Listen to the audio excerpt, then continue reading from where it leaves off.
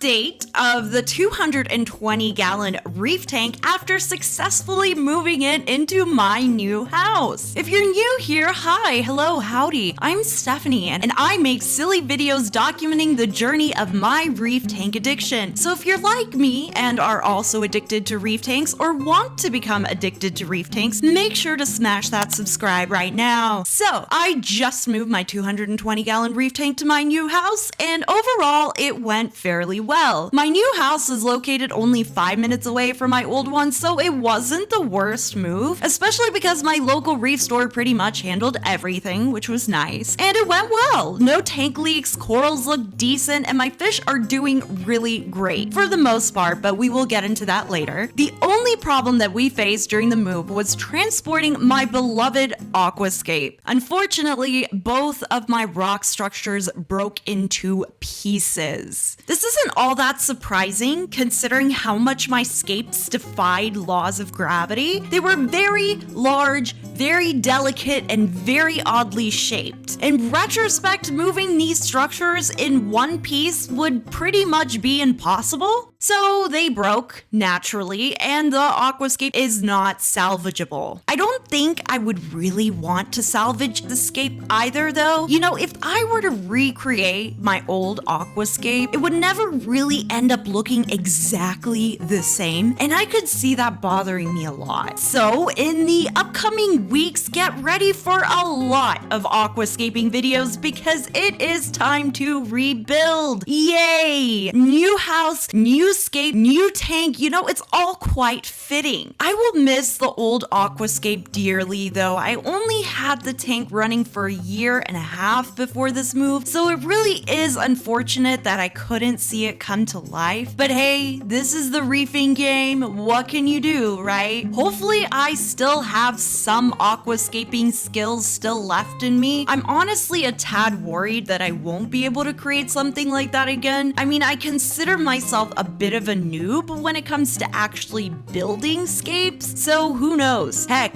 maybe the 220-gallon will become horrendously ugly. Well, I mean, let's hope not, but let's not set the bar too high, okay? Either way, I really need to get to building this thing because my corals are not the happiest sitting on the sand bed like this. They're kind of all over each other and it's just an absolute mess. I'm forever having to flip them, but it's really difficult for me to do that because the tank is so big and I am so short. I use these grabber thingies, but then the sand blows everywhere and just, This has resulted in a little bit of die-off on some of my corals, which sucks immensely, but I'm not losing sleep over it. I mean, obviously it's not ideal, but I'm doing my best and it's just a difficult situation, you know? I just really need to get my Aquascape together, which is making me not want to aquascape as a result and just ruining any creative excitement that I had. My previous Aquascape took me 2.5 months to build. Yes, 2.5 months. That's a lot of time playing around with rocks, you know? I really can't afford 2.5 months right now either with my angry corals. So again, let's not set the bar too high with this Aquascape, okay? But hey, I mean, I could always build some sort of temporary Aquascape until I can get my,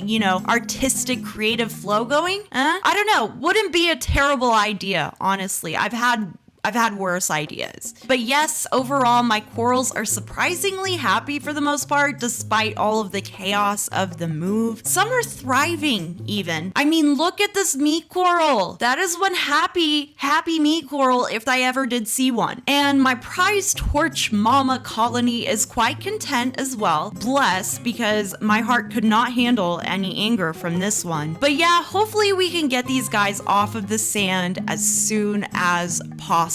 And my fish are doing well for the most part. Everyone tolerated the move extremely well with the exception of my male Anthea, who I regrettably inform passed away, at least I think. tank. I honestly have no idea what happened, and this is going to sound a bit crazy. After the move, my poor Anthea's fins were just torn to pieces. He was rattered and tattered, and every time I went to go in and check on him, it just seemed to be getting worse. On 2 occasions, at least the 2 I witnessed, he suddenly got spooked and smashed himself into the glass. I mean, he smashed himself into the glass. There was even a bit of blood the first time, I think. He would breathe really heavy and just lay upside down. One of these 2 times he did eat while he was upside down, which was kind of weird, but he just wasn't in a good state. Not at all. And it was the most tragic thing to watch. I was almost going to take him out of his misery somehow until he completely disappeared. You know, I suspect that this may be a territorial thing, and I suspect the Tamini. The Tamini was quite cruel to the male Anthea in his initial arrival, but then he eventually came around, and I think what may have happened was with the stress of the tank move and the new surroundings, the Tamini got territorial and began beating him up and scaring him quite literally to death, and that's why he smashed against the glass and had torn fins. But sadly, the second time I saw him do this sudden jump heavy breathing deal, it was the last time I ever saw him again. I don't know what exactly happened here. I'm really just in shock about this, and it's all the more reason to get this aquascaping job done ASAP. The other fish, however, are doing just phenomenal. No territorial issues between the others, no ick, no stress, no nothing. It's truly surprising how well the other fishies handled the move. It was like nothing ever happened. I'm still keeping a watchful eye over them and hoping nothing comes up. You know, I'm not a fish person, or I guess I'm a newbie fish lover, so I'm really not well equipped at handling any sort of fish problem. So if I were to get ick, I would have no idea what to do. I mean, I would of course look it up, I would learn, but I would be really worried and stressed, you know? Overall, there is a lot of work that needs to be done with this tank. A new aquascape needs to be built, a new coral layout needs to be planned, and the corals need to be placed. I am really excited for this fresh start though, but I am quite overwhelmed. And I don't really enjoy looking at my tank in the state it is right now. Hopefully we can get this all sorted as soon as possible. So stay tuned for all of the aquascaping and coral layout videos here coming soon. Subscribe if you haven't already, and wish me luck. Lots of luck.